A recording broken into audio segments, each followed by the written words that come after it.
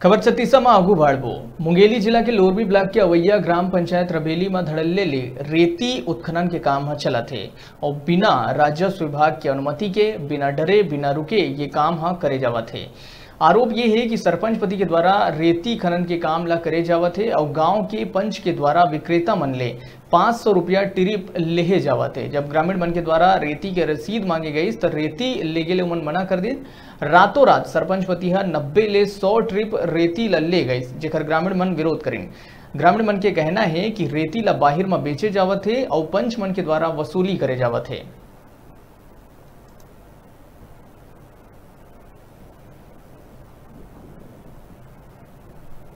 मैं पिछले बार रेता निकाला था तो सरपंच बना के मना गई, कोटवा सरपंच पंच मन कि मत निकाल यार, हम लोग पचरी बल लग ही कही तब मना हो गया। बाद अपन लेबर लग निकलवाई।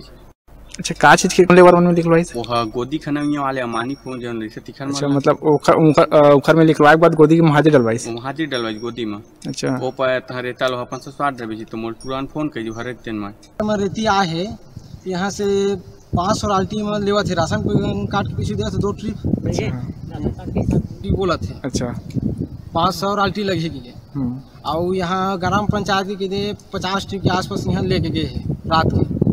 अच्छा, गांव वाले मन लोग पता रही? अब गांव वाले ला पता भी है और मनमानी का सरपंच मन के। अच्छा, मतलब पंचायत के द्वारा मनमानी करे जाते हैं? मनमानी पंचायत के द्वारा। अच्छा।